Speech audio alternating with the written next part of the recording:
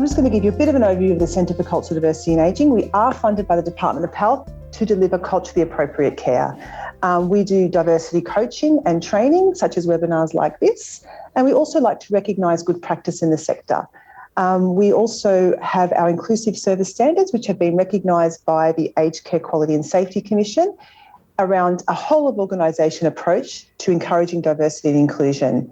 And so Tom's presentation today is part of our webinar series, our monthly webinar series, which has come about through a survey that we ran nationally to the aged care sector about what kind of topics would you like to talk about in relation to working effectively and more responsively to people from culturally diverse backgrounds, and cross-cultural communication was the most popular response. Obviously, there are things that the aged care sector want to talk about as it relates to communicating effectively with diverse communities, self-awareness as a tool for cultural intelligence or cultural sensitivity, and how do we become more aware of our own cultural background, but also more aware of some of the nuances facing cross-cultural communication.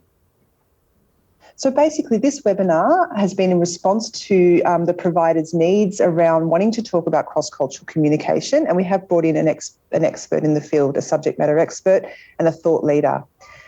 The webinar aims to enable you to understand the impact of culture on communication, teamwork, and interactions with communities, to provide a framework to understand cultural similarities, but also differences and how they impact on our interactions, and develop a mindset that allows for cultural agility and leveraging cultural diversity.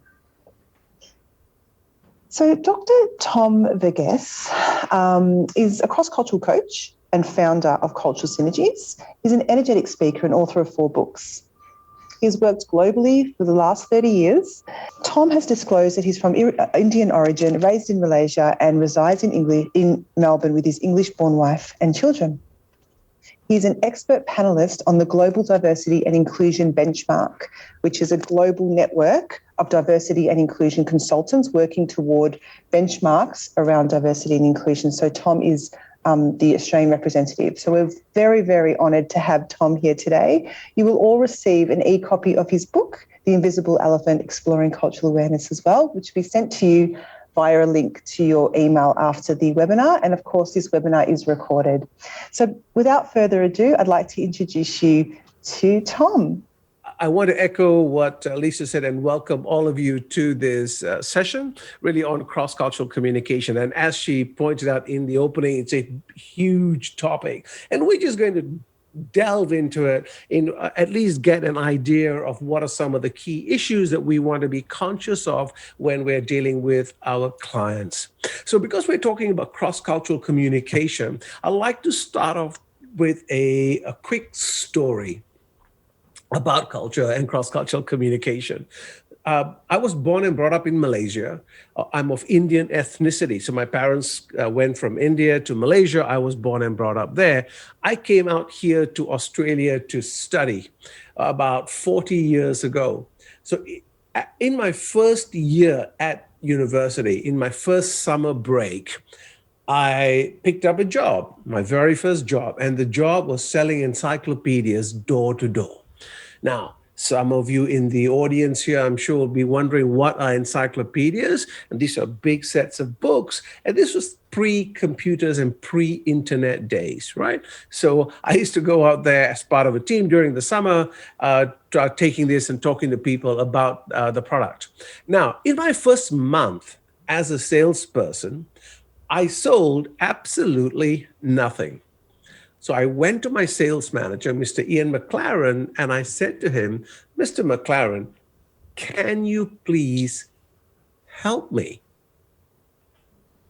I'm trying really hard, but nothing is working for me. So Mr. McLaren said, okay, Tom, here is what I want you to do. Put your hand out, give me a good, firm handshake, and look at me in the eye.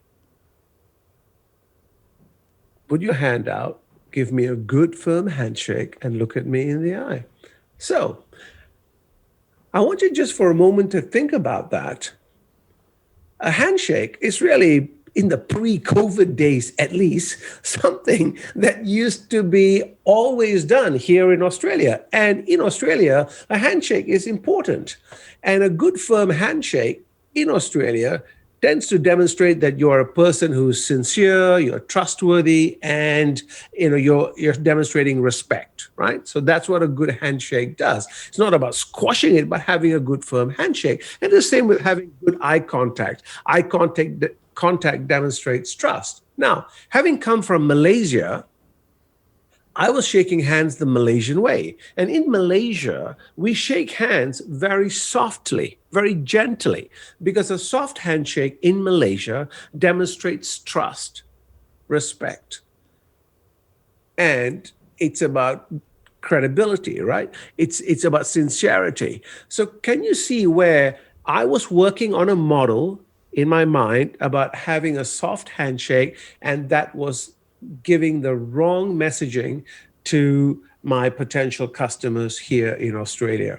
And I use that example as a way of where my communication, although my intention of communicating was to do it in the appropriate manner, the effect was definitely not the case. Because, of course, for those of you who know, here in Australia, a soft handshake means you're untrustworthy, you could be lying, and you're really weak, right? And think about this. All these are unspoken messages, what we call non-verbal communication. So communication is not just the words we use, or the tonality, but it's also all the non-verbal communication. So what we want to do in this hour and a bit is actually try to delve into understanding aspects of culture, not just the culture of others, but also our own culture. And what are some of our cultural habits, norms, and nuances that we have that inform us as we look out into the world? So what is our intention here for this afternoon? Our intention is to better understand culture, look at what is cultural intelligence, touch on bias, and the whole reason for doing that is so that you can be more effective when you're working across cultures. So if you think for a moment, here in Australia, just under 30% of us were born outside of the country. Just under 30%, so 1/3. And because this is a webinar, I'm not quite able to see you. I would have done usually a poll to kind of see how many of you were actually born outside. But more importantly than that, just under 50%, so around about 48% of us have at least one parent who was born overseas. So if you think about that, we have a tremendous amount of cultural diversity in Australia. We have people from more than 200 countries here. So inevitably, in the sort of work that you do in aged care, you are inevitably working with people across cultures, not just in your direct care, but also among your peers. So what do we have in store for us? I'm obviously doing some context setting now. We're going to then talk about what culture actually is, and then we're going to talk about bias, and then the 4 aspects of cultural intelligence. So here's the next question I have for you, and I'd like you to put this into the chat function, the responses into the chat function, which is, what are some of the challenges that you experience working with people from different cultures? Okay, what are some of the challenges? So you could be in direct care, community engagement, you could be a team lead, so you're perhaps managing people from different cultures. You'd be trying to engage members of the community. What are some of the challenges? Language barrier. Okay, Joe, fear of offending someone. Great, so we know the fear holds us back. Language, Sarah, okay. Communication. Language barrier, Laurel, terrific. Clear messaging, okay. Understanding lifestyle, Jen. All right, missing the client's wishes. Probably children who speak English. Okay, so that you may be missing. Yeah, definitely cultural differences, communication barriers, Anthony. Yeah, ensuring respect, right? And respect is one of those things that is so culturally nuanced, because what is seen as respectful in one culture comes across as completely disrespectful in another. Oh, yeah. So creating documents, definitely that for those people with English as a second language. Yeah. Makeup of local community. Yes, yes. Yeah. That came up actually last week as well in the presentation at the conference, which was actually, what are some of the things we need to do? How do we understand who's in the local community and how do we provide support for that? Thank you, everyone, for being so participative in the chat. My intention is to probably speak for the next 20 minutes or so, and then I'll pause and we'll deal with questions. Then we'll take about 5 to 8 minutes to deal with questions, and then I'll carry on with the presentation like part 2, and then we'll pause and take questions, and then we'll wrap up. Now, when you look at the challenges, I want you to just for a moment to think about the impact of the challenges on the organization you work with. Okay, what's the impact of those challenges? What's the impact on your stakeholders, your patients, your clients, the people you work with? What's the impact on the department? So it has tremendous levels of impact on all of us. And for us individually, when you're in a situation where you're being either misunderstood or you are misunderstanding, it just creates a lot of stress. Okay, which is of course not useful. A little amount of stress is good, but loads of stress is not good, as we are seeing here in the current COVID pandemic, how people react so differently to it. Someone called Paula Caligari has written a lot in the field of cultural agility, and she talks about challenges, how challenges can be put into 3 big buckets. And the first bucket is really around relationship management. So when we are working with people of different cultures, a challenge for us is how do we build and then maintain and enhance our relationships? So that has to do with things like building empathy, building trust.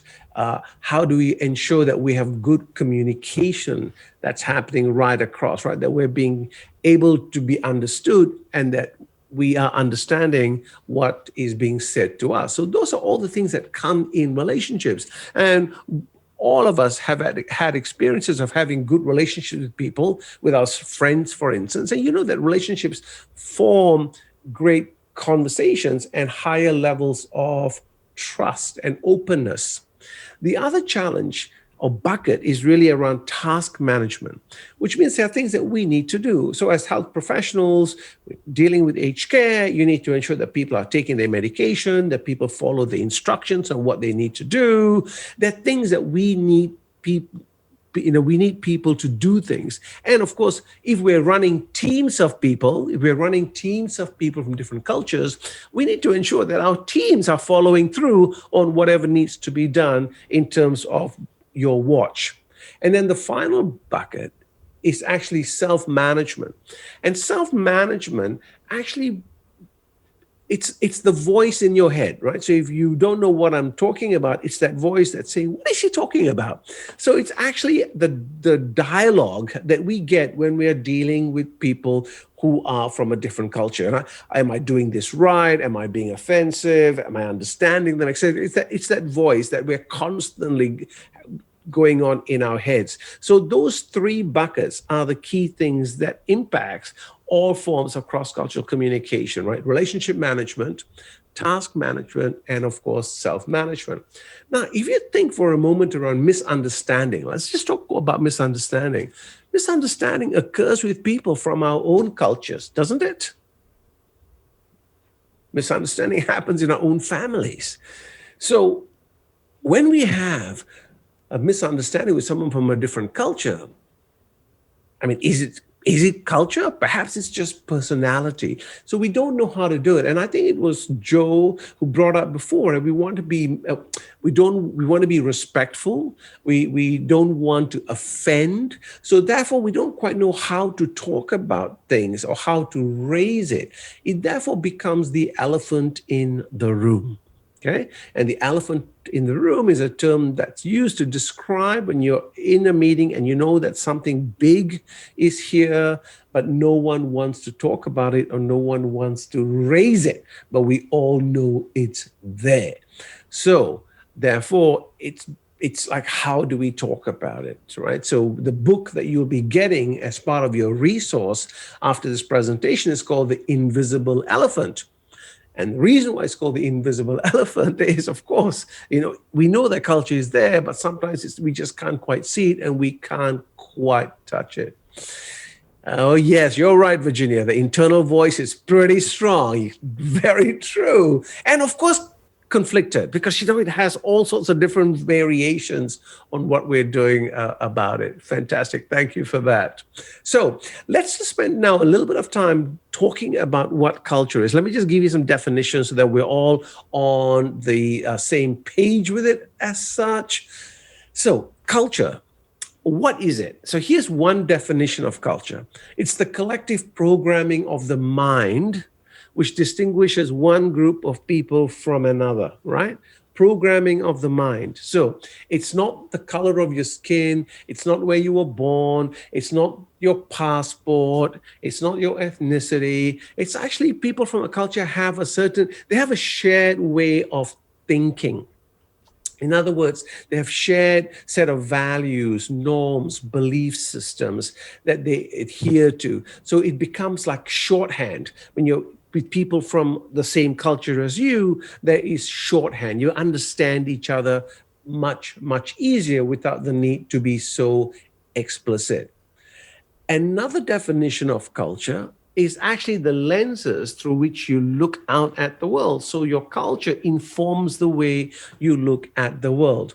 Now, when we talk about culture, if you think there are something like 7.8 billion people on the planet right now, all human beings, so that's the bottom of the triangle, all human beings have certain things that are similar, right? We all need to eat. We need some form of shelter, some form of family around us. We want to be engaged in doing something. So that we love humor, etc. So all those things are common, regardless to human beings. The challenge is, of course, what is considered funny in one culture may come across as having not at all being funny in another culture. So when we talk about culture is the middle part of the triangle, we learn our culture and it's specific to a group or category. So let me give you an example of that. As I mentioned before, I was born and brought up in Malaysia of Indian heritage. So as a child growing up, I used to eat food with my fingers, right? So as an Indian, that's what I used to do. My wife is English. And many years ago, it took her back to Malaysia to visit my parents for the first time. And my wife said, in your home, Tom, I'm going to eat food with my fingers to demonstrate cultural sensitivity. So I said, that's a really great idea. So I want you to imagine this. First meal at home, my brothers are there, my sister, my parents. We're 5 minutes into the meal. My wife gives me a jab in the ribs and says, Tom. And I said, what? And she says, how do you stop the curry and yogurt from running down your hands? And I said, I don't know. Because, of course, I had learned how to do it from a very young age. It was natural. I didn't have to think about it. And by the way, I've since learned that there's a whole art and science on how to do this. Right? But I just didn't, it was just normal for me. Whereas for her, it was actually, she had to be consciously learning and thinking about how to do it. And that's just to do with food. And it could be a simple thing like using a knife and a fork. If you've always grown up using a knife and a fork, you know how to use it. But if you're not as familiar with it, well, how do we actually cut the meat? Do we actually cut the meat first, transfer the fork across to the other hand, or how do we actually use it? What about chopsticks? Go to Chinatown in any part of the world, you'll see 4-year-olds using chopsticks so comfortably. And then if you look into the restaurants, you'll see grown adults struggling using that. But that's just like simple, what we call above the water surface things.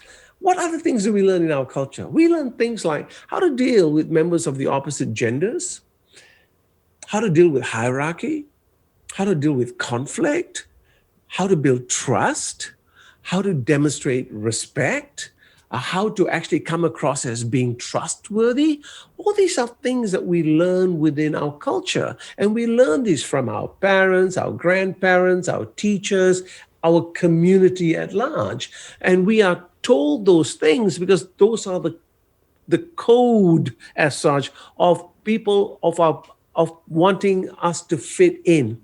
Right? So they teach us those things so that we can fit in.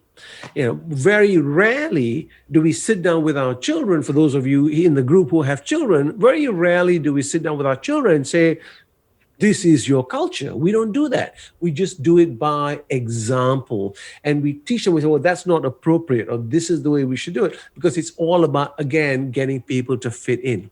But of course, cultures have subcultures, right? Doesn't mean it's the same thing. So if you look at the culture of, even within Australia, the culture up in Darwin is so different to the culture here in Melbourne.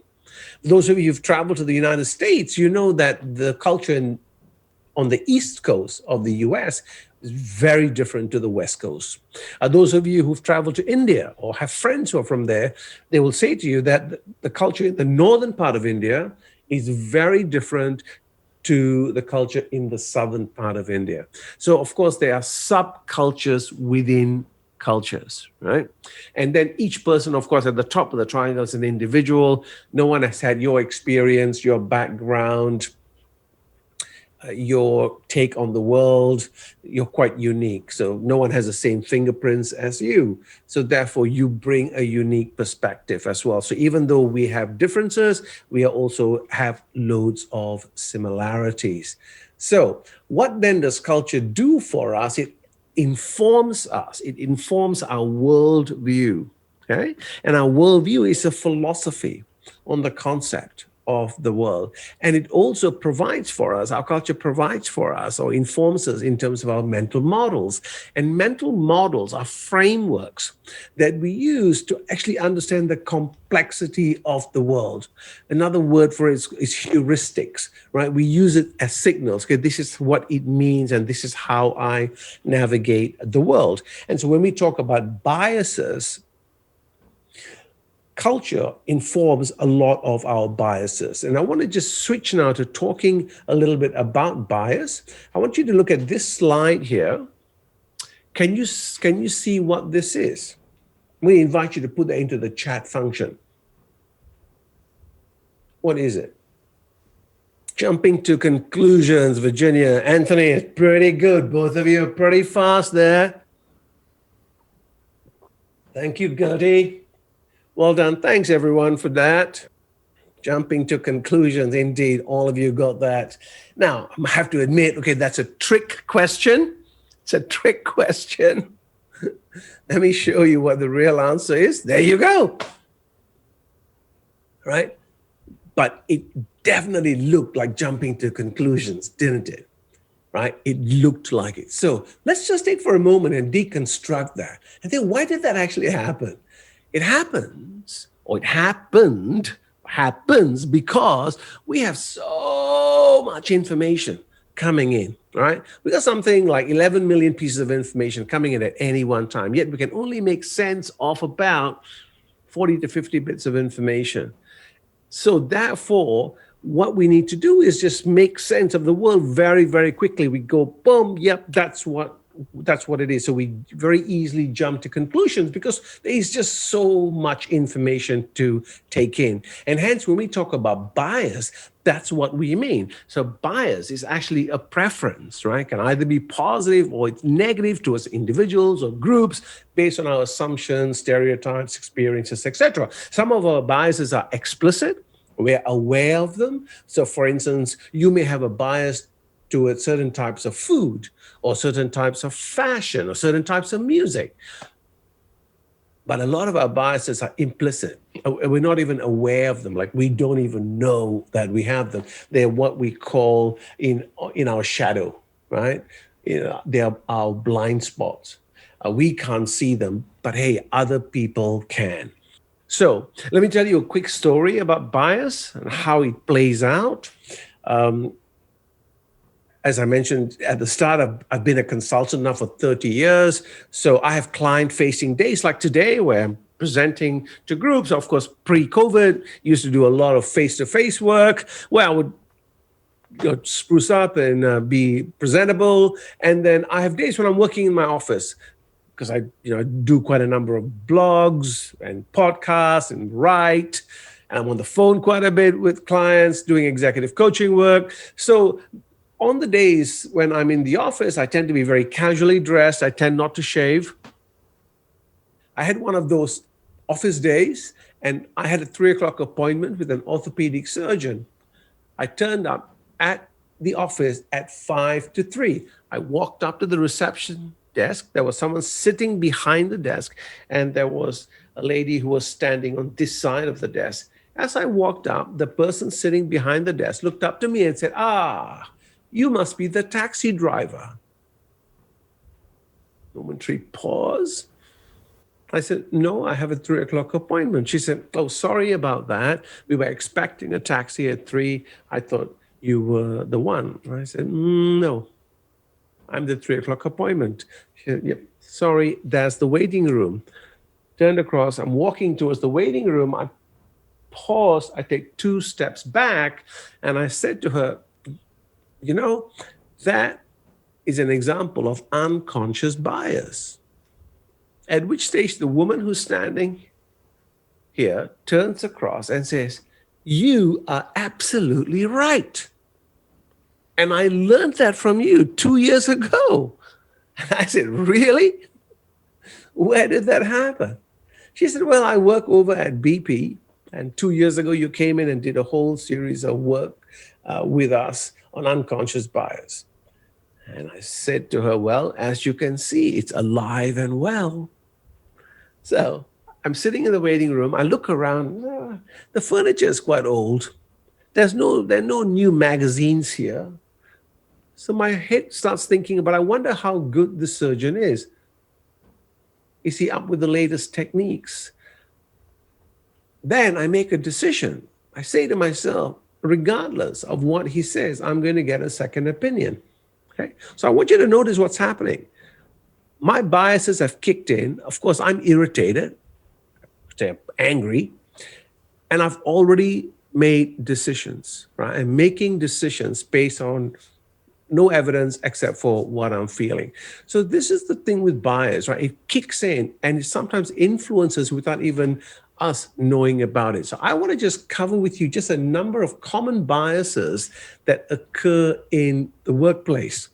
This is the first one. This is called affinity bias. So affinity bias means we as people are attracted to, trust, like, feel comfortable with people who are similar to us. Okay? There's a sense of affinity. So all of us as human beings are looking at building affinity. So affinity bias means whatever it is, it could be based on our gender, it could be based on religion, it could be the fact that our kids go to the same preschool, whatever it is, we're looking for affinity. So we're very, very much attracted to and very much trust people who are similar to us. Now, what affinity bias creates in organizations is actually in-groups and out-groups. So you may see this in the place where you work, and you may be able to recognize this straight off. So in-groups are people like you, people like me, part of my in-group. I trust them, I value their opinions, I remember their contributions, and I support them. And then the out-group. I look at them as homogenous, I don't value their contributions, and I don't support them as much. Now, the in-group could be those of us who work within the center. The in-group could be the team leads or the senior leads, and the out-group could be the direct care staff. Or the in-group could be the direct care staff, and the out-group could be our patients.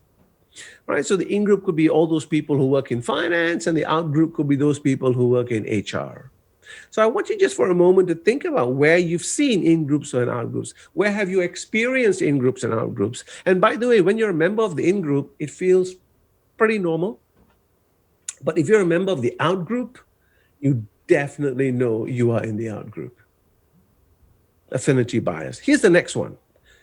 4 pictures there, 4 different people. I'd like you to see if you can identify who they are. Who are the 4? Upside down they are. Let's see. How quick are you in recognizing the 4? Gertie, you got Margaret Thatcher. Yep, she's definitely one. Adele, yep.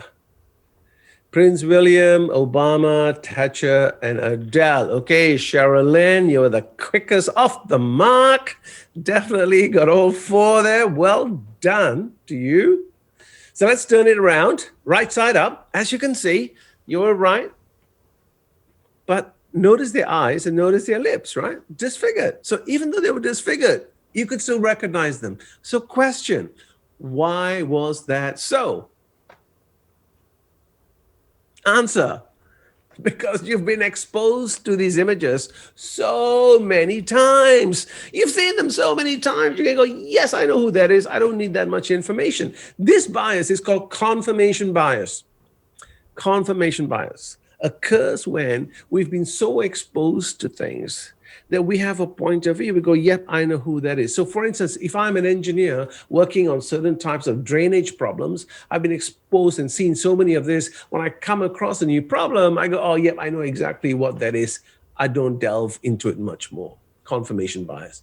Or I've always worked with people, hired people from that part before, from that department or that organization, and they've always worked out well. If I see a resume of somebody from there, I go, yep, I'm sure that will be good. Confirmation. And it can work the other way around. I've always found that working with people from that particular cultural group is really difficult and troublesome. So hence, when I meet somebody from that cultural group, my confirmation bias is going to kick in, and I'm going to be expecting issues. And one of the things that we want to really understand about confirmation bias is that we will always see what we're expecting to see. So even though we may see something that's not quite within the pattern, rather than paying attention to it, most of us will tend to just ignore it, right? So you probably would have heard the term, the digital echo chamber, that we are listening to, hearing from, interacting with people who have similar value systems to us. So confirmation bias. This third bias is what we call contrast effect bias. So contrast effect, if you look at the center circle on the slide, the 2 center circles, which one looks bigger? Okay, which looks bigger? They are both the same size, by the way, right? I'm sure you know that. And if you don't think so, just trust me that they are. That's right. Yes, the one on the left, yes, it looks bigger. Now, why does it look bigger? It looks bigger because it's surrounded by smaller circles, right? Whereas the one on the right, because it's surrounded by bigger circles, looks smaller. Now, how does this work out? So let's say the center circle on the left is an individual.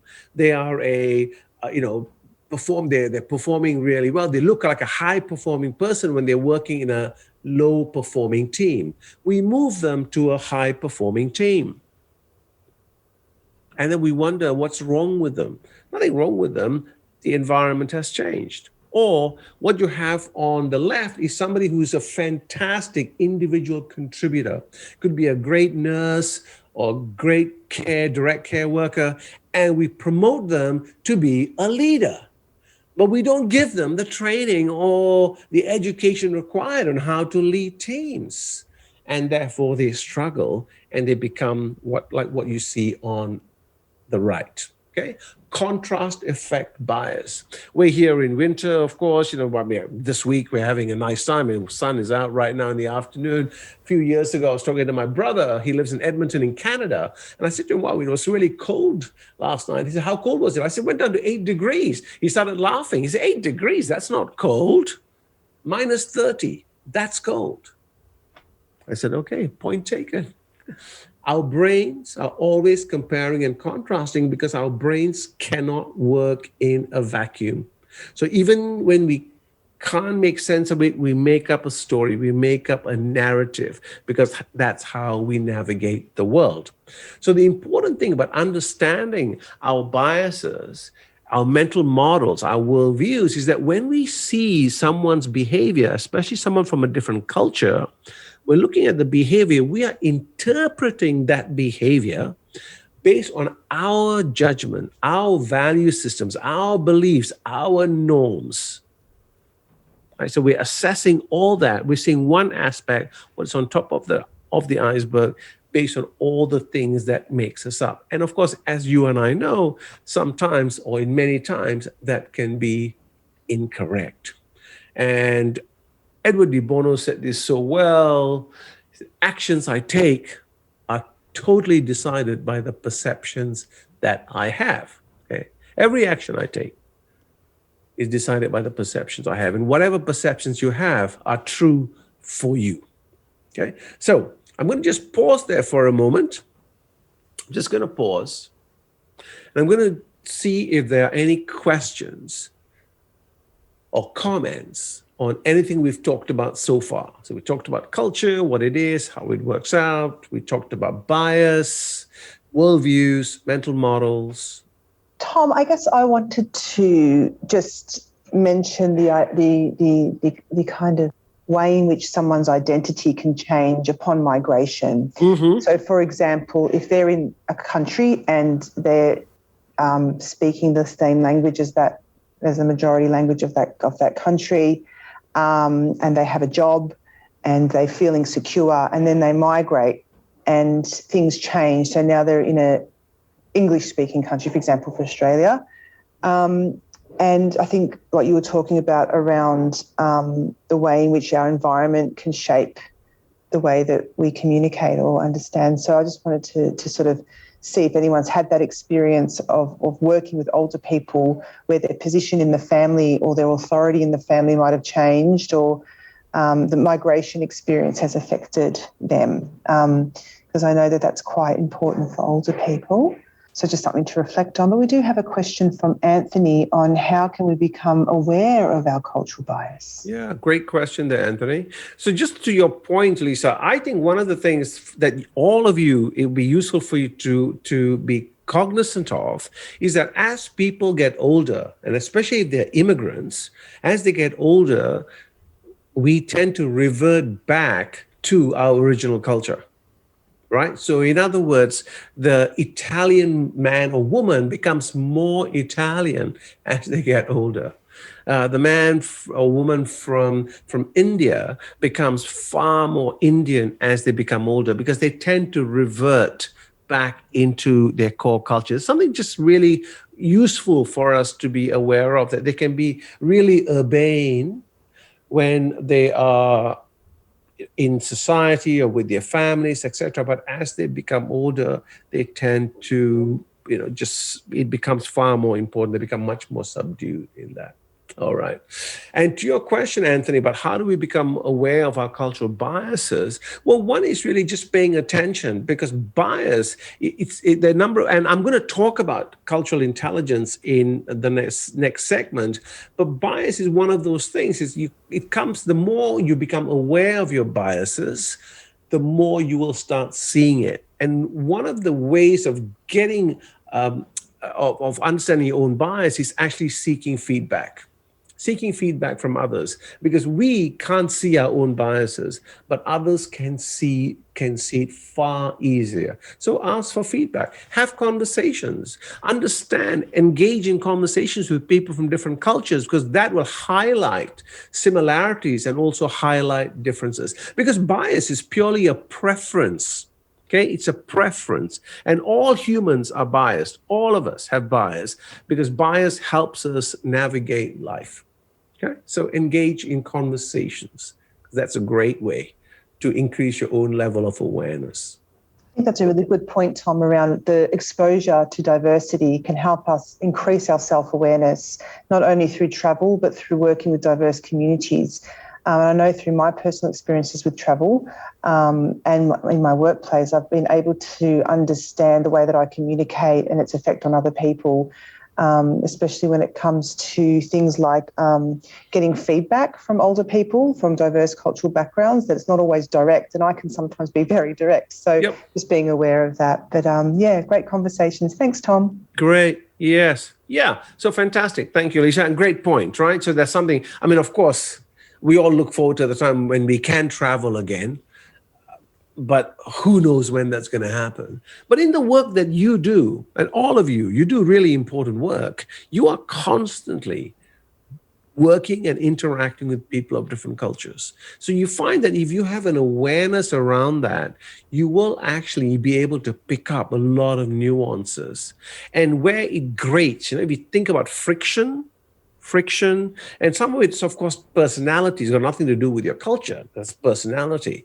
But if there are things that you're noticing within that a certain group of people tend to do, like, as a group, they tend to do that, or they do something that seems to be very much consistent within that group of people, then it may be cultural. So you can explore that further. And what a great opportunity to engage in a conversation about it. So come to it from a level of curiosity.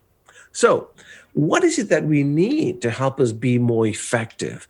Really, it's around cultural intelligence.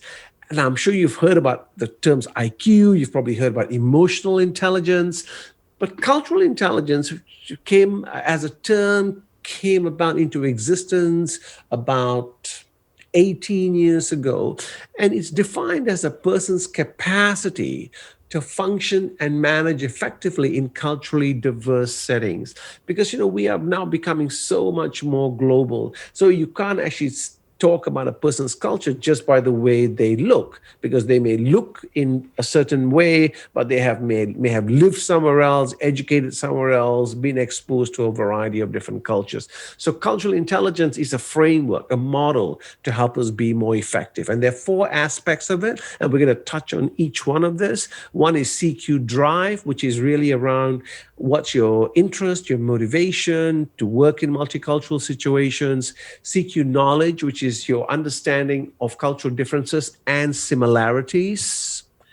Your strategy, what's my plan when I'm working with people of different cultures, right through to CQ Action, which is how do I actually execute what I have learned, or how do I demonstrate cultural intelligence? It comes in the execution. So let's talk about the first one, okay? CQ Drive, which is your level of motivation. So there's intrinsic motivation and extrinsic motivation. So there are those of us here in the group who intrinsically, deep down, feel like they have a deep appreciation, understanding. They enjoy working with people of different cultures. And then for other people, they have an extrinsic motivation. So they go, no, this is part of my job. My job requires me to work with people of different cultures. Or if I want to move up the corporate ladder, I need to be able to work with multiple people or in multiple regions or in multiple locations. So therefore, I'm going to just become better at this. But whatever the reason is, it's useful for you to identify what your drivers are. Because as you and I know, when we're working with people of different cultures, inevitably there are going to be challenges, as we identified earlier in the conversation. There are going to be friction points. So you need to have that motivation to be able to work through it. Here's a quick scale: low levels of interest to high levels of interest. I'm just going to invite you to reflect on where you would put yourself. Is it what's your culture drive? So in terms of working with people of different cultures, is it going to be, are you kind of on the low end, or are you more on the higher end? And this becomes, again, useful for you if you identify that, to kind of say, okay, what are some of the things I need to do to help me actually be on the higher end? The more you interact with people of different cultures, you might as well become good at it, because it's not going to go away, right? So you might as well learn to be proficient with it. So here are some of the things that you could be doing. Just a couple of quick tips. If you've not done any of the unconscious bias tests, if you go to Harvard, the University of Harvard, on their website, they have something called the implicit association test. Okay, IAT, implicit association test. If you click on the link, you will find there will be a tab for Australia. And there are a whole series of things you can do to test your unconscious bias, specifically geared towards the Australian market. I would encourage you to do that if you haven't done that. I find most people who do that do the test. And when you go and do it, do about 2 or 3 at one go. Most people who do it find it quite illuminating. They don't always agree with it because sometimes it's quite surprising in terms of what the responses are. Okay, and again, feedback from your peers, and be prepared to make some mistakes. Because inevitably, when you're working with people of different cultures, you are going to make mistakes. So I have made tons of mistakes, but have a willingness to learn, because that's how we learn. We learn from making mistakes. So have the courage to try different things. Seeking knowledge is really around what are some of the differences and similarities of different cultures, okay? We can't think about the fact that there are 200 different countries around the world. It is next to impossible to become familiar with all the different cultures.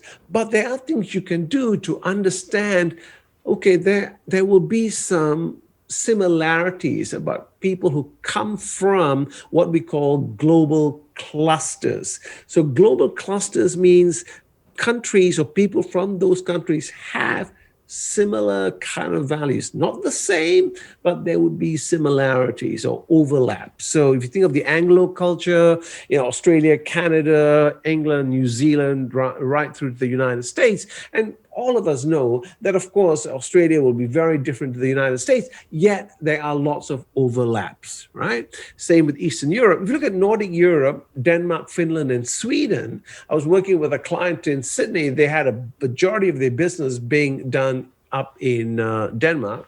Who knows why, for an Australian company. And when people here used to describe the Nordics, okay, one of the things we had to really appreciate is that because we are outside looking in, we tend to cluster them together. But for those of you who've traveled to the Nordics, if you speak to people from there, they will explain to you how Norway is very different to Sweden, very different to Denmark. Okay, so it's actually, if you are working within that market, then you need to become far more granular.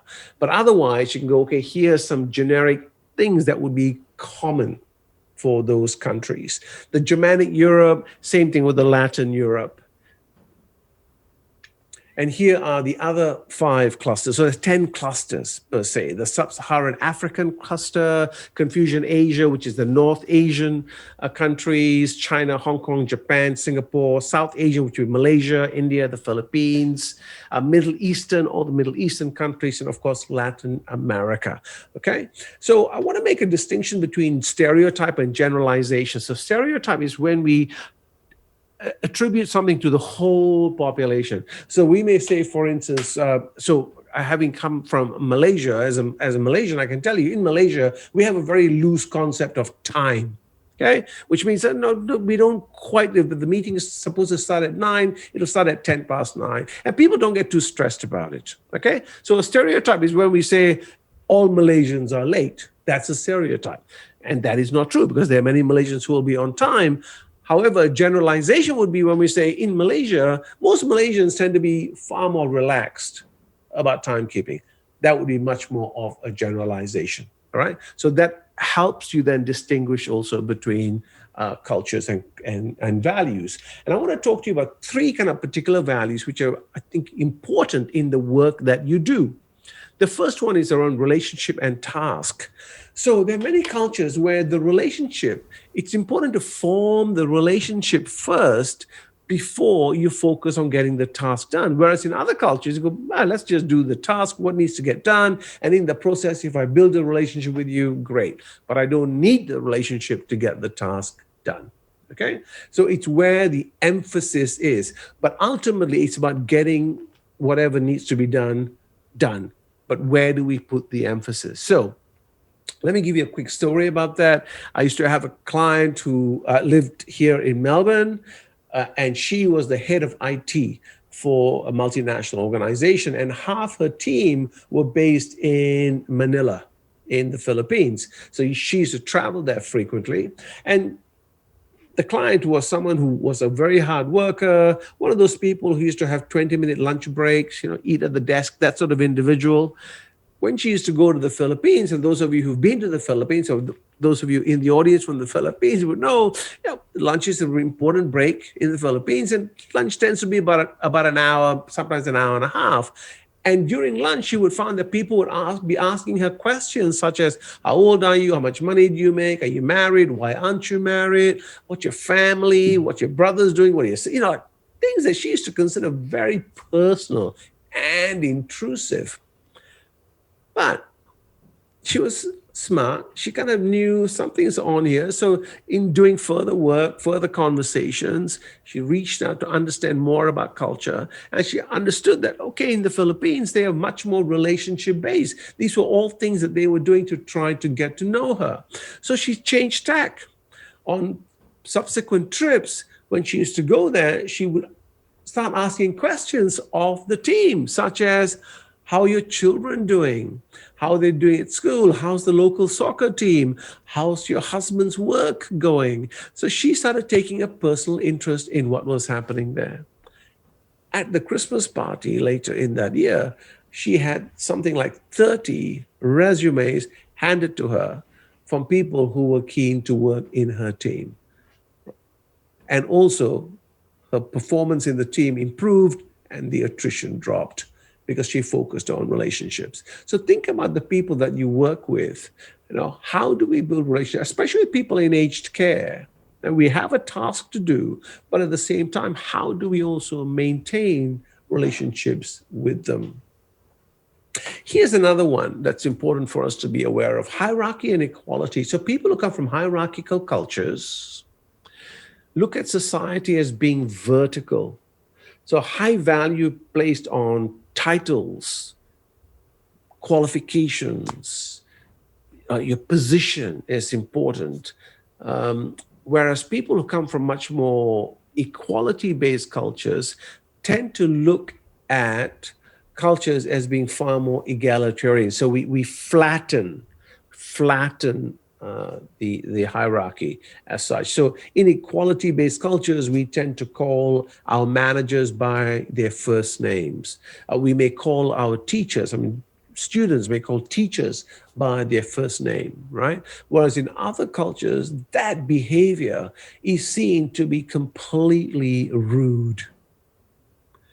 And in people who come from hierarchical cultures, find it extremely difficult to call senior leaders by their first name, sir, ma'am, uncle, etc. And also get very offended if someone junior to them calls them, it seems to be coming across as disrespectful. So again, different views of the world, right? Different worldviews. Not saying one is better than the other. It's actually appreciating the different worldviews. And more importantly, where do you sit? Because if you sit or come from a much more egalitarian or equality-based culture, but if you're working with people who are primarily from a hierarchical culture, then how do you demonstrate a level of respect, perhaps in the tone of your voice, or perhaps in how you address them? We're working with a Japanese company who's here in Australia. They're up in Brisbane. The Japanese culture is extremely hierarchical. And one of the things we've had to work with in terms of the local population is understanding how to maneuver and manage the hierarchy, because that's how, as an organization, they operate. They're a Japanese organization operating in Australia. So they have a way, and their structure is very different to a typical Australian organization. And then the third dimension I'd like to just focus on is what we call high and low context communication. Okay. So in high context communication, yes may mean yes, yes may mean no, or yes may mean maybe, depending on the context of how it's presented, right? Whereas in low context cultures, yes means yes, no means no. I mean what I say, and I say what I mean. Now, Think about the misunderstandings that occur in communication. In high context cultures, it's not just the words, it's the facial expression, the tonality, the pitch, the non-verbal communication that occurs. And my example of the handshake, eye contact, etc. All this is around high context, and so we are always communicating, right? You're always communicating, even when you're not. You're communicating. So again, understanding how do I read between the lines from dealing with people who come from high context cultures? How do I read between the lines? And at the same time, if I'm dealing with people from low context cultures, how do I appreciate that sometimes being direct, just as Lisa said before, she tends to be very direct. How do I actually appreciate that it's a certain style? And then how do I bend accordingly or adapt accordingly? So here are just where certain countries sit. Some countries on the context scale. You can see countries like Switzerland, Germany, Scandinavia, very much on low context. South Africa would be down there, white South Africa, Israel are all low context cultures. And up on the high context, right? Indian subcontinent, Arab countries, the Far East, etc. And then where you can see Australia, UK, etc., more in the middle. So think of the people that you're working with. Where do they sit? Think of yourself. Where do you sit? Are you more low context? Are you more high context? And so therefore, how can you improve your level of effectiveness when it comes to communicating with others? How can you perhaps adapt some of your styles so that you can land your messages? Here's a quick, again, scale. You may want to think about where do you sit more of. And this is, of course, very binary, and none of us are that way inclined, but you have a preference. Are you more towards relationship or are you more towards task? Are you more hierarchical or are you more equality? Are you more high context or low context? And you find that if you're working with people from the other end of the dimension, that's where you're going to have to stretch. Okay, so that's where all the tension tends to come in. And a key for us in being culturally agile is, how do I broaden my repertoire? So how do I work across the dimensions, right? What are some of the things I need to put into play? And when you get the resource guide, and there's a whole number of different strategies that you can do to work across what we call the cultural mirror. And because we're focused very much on communication here, I also want you to be aware of that here are different what we call turn-taking styles, right? Or speech patterns. Within the Anglo-Saxon style, you've got person A, person B. You find that person A finishes talking, person B comes in. Person B stops, person A comes in. So the cue is very much at the end of the sentence, the other person comes in. Compare this to the Mediterranean or Latin American style, where you will notice there are constant overlaps. Okay, people overlap. And you probably have seen this before. People from the Mediterranean or people from the subcontinent, they all seem to be talking at the same time. And you go, oh my God, does anybody ever listen? Of course they do. They just know how to do it. And then in terms of the Asian languages, or more formal Asian languages, person A speaks, period of silence, person B speaks, period of silence. To demonstrate, I've heard what you said, I'm thinking about it before I respond. And as you and I know, here in Australia, when there's a period of silence, most of us tend to fill the gap in, right? So we don't actually give people sometimes the opportunity to come in based on what they're processing. So again, having an appreciation of different styles of speech patterns, and how do you allow for that? And of course, more importantly, what's your preference?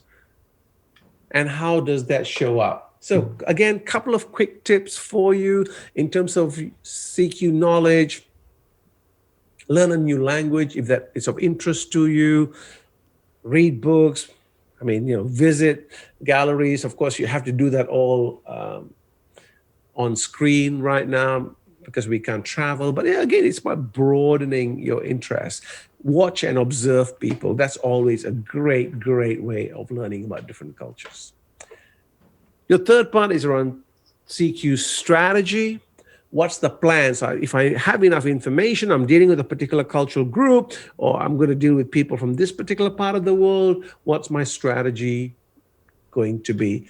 And I want to just share with you a quick, a simple model called Space 2 model, put together by my friend Felicity Menzies. And she says, S is about slowing down. So being mindful. So when you're talking to people from different cultures, slow down. Many people tend to speed up because they go, I'm just going to try to get as much as I can. If I just say enough things, I'm sure something will land, but just slow down and perhaps use less words. Perspective taking. How do I get to understand where the other is coming from? What are some of the things that we're going through for them in their thoughts and feelings? And especially very important, isn't it, in aged care, where when you're dealing with people who are so many more years older than you and may have a different perspective on life. And how do I get to a sense of what they are going through? Asking yourself questions, right? Like, what are my assumptions here? What am I looking at? We talked about confirmation bias. What are my assumptions here? What am I looking to confirm? We talked about contrast effect. What am I comparing this against? So again, that ability to self-reflect using cultural intelligence, which is exactly what we're talking about now. Exemplars are there people who are counter stereotypical, right? Now, if you think people are like this, have you met one or two individuals who may be different to what you're currently seeing? Sometimes called strength-based. Are there people who are different to what the normal stereotype is? Because that challenges your thinking. And then the last point, which is we talked about this earlier, is expand your friendship group. Broaden it. So you get an opportunity to also learn about other cultures. And that's one of the great things about Australia, is that you can do that easily if you make the effort to seek it out. A couple of other things around CQ strategy. Again, the importance of feedback. Ask for feedback. Provide some feedback, but of course, always provide. If you're going to provide feedback, ensure that the people that you're providing it wants to hear it, right? Don't just go, hey, let me give you some feedback. Yeah, here's some observation. Would you be interested in that? Always ask for permission before you provide or give feedback. Take time to consider if you're feeling frustrated with someone or a group of people, why are you doing that, right? Why are you feeling frustrated? Why is it showing up for you? It's not showing up on the other side. So why is it showing up for you? So again, get into that habit of what we call metacognition, right? Being able to step out of yourself and being able to observe yourself. And of course, if you're dealing with people from different cultures, always great if you can just learn a few words, some of the norms, social behaviors. And people love it when you can say a couple of words in their language. Finally, CQ action. How do we put it into play? And this is obviously your words, verbal and also non-verbal. So being conscious of your body language and how you come across.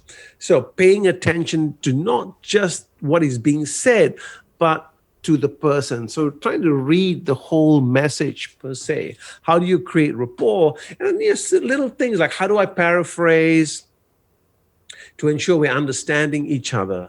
How do I get comfortable with pausing? And how do I actually become far more mindful of my internal chatter and what is happening around me? And so, and that again will help you slow down and be more in sync with people for whom English may not be the first language. Again, couple of things. Again, feedback. And so there's feedback in every one of this. Making an extra effort to listen. And then, of course, a key point around developing humility and resilience, because inevitably you're going to make mistakes. So you need resilience to get back on. And if you can and need, seek out a cultural mentor, right? Speak to someone, look for someone from that particular cultural group who will be able to help you.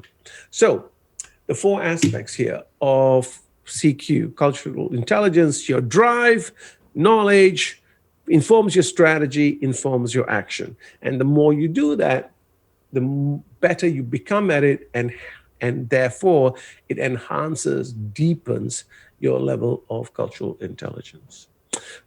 You may just want to take a moment here to think about, from based on our conversations that we've had today, what's one or two things you can take from here to help you be more effective? We identified a range of challenges at the start of this conversation. Now, when we finish this webinar and you go back to the workplace, those challenges are still going to be there. They would not have disappeared. The only difference is how can you approach this with a different mindset? How can you try some different ideas to help you be more effective? Because, of course, the best tool that you have is yourself. Right? So how do I manage this? So those would be some of the things I would encourage you to do. And of course, what support do you need? Because in any form of learning, always useful to have support with others. So share the learning. Talk to other people about it. Share what you've learned with your colleagues, your teams, your friends, family.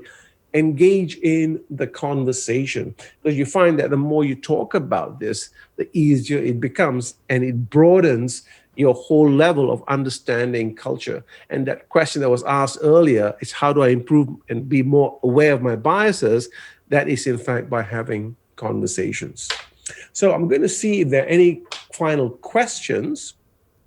I think we had a question before, or a comment, Tom, around how do we know that we're not offending anyone? And I think that's a really great question, because it shows that we care and we don't want to hurt anyone or upset them. But how do we know, especially in, say, with some people who are from more high context cultures that will say yes or might be more agreeable, perhaps? How do we know that people are feeling safe? Well, I think, again, it's really about paying attention to what's coming up in the conversation, right? So I'm a great believer that there's such thing as tacit knowledge. So tacit knowledge is the stuff that you already know. So culture is tacit, which means you know your culture, right? You know it. It's deep within you, you know. So when somebody offends you, you know, it kind of, and sometimes within your gut, when you've kind of crossed the line and you've said something, your gut will tell you, well, pay attention to that. And if that comes up, then I would always try to see, can I bring this up from a form of curiosity and say, I'm sorry, did I say something wrong? Like, did I offend you, which I didn't mean to? You know, having a level of humility, I think is really kind of important. That's a really good point. We also have a question from Sherilyn about if you could give some more examples of what high context and low context actually means within cultures. Yeah.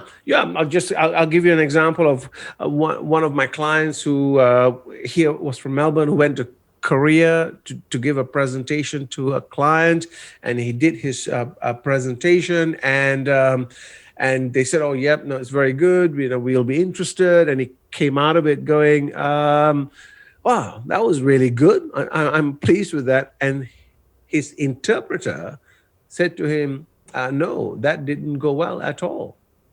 So she was able to read the signals, because she's from that cultural group, to actually understand that actually they were saying, when someone says like, it was very interesting, we're going to give it consideration, was actually a way of saying no.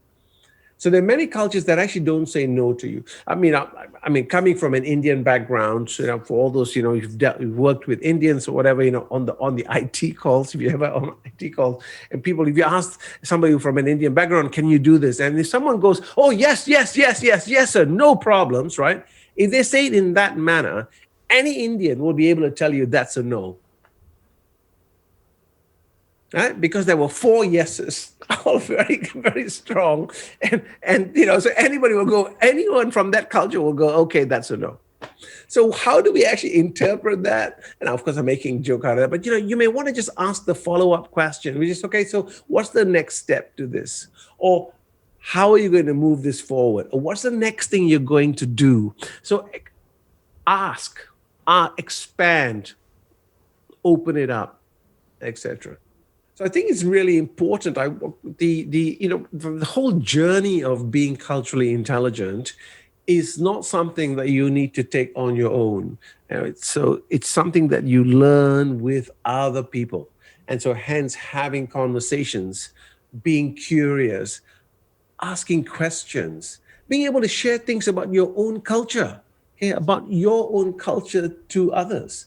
Is really kind of a useful way to have those conversations. And I know in Australia, we love food. Food is always one of those easy topics that are icebreakers. But then how do we go below that? For instance, what are some of the values, norms, etc., and how do we work around that? I was having coffee yesterday with someone who has been doing a dissertation, and I've been helping him with it. And he was giving the example of he's from India, and he said he met his wife for the first time 2 hours before the wedding, and he says, I can't talk about this here in Australia because people look at me as if I'm crazy.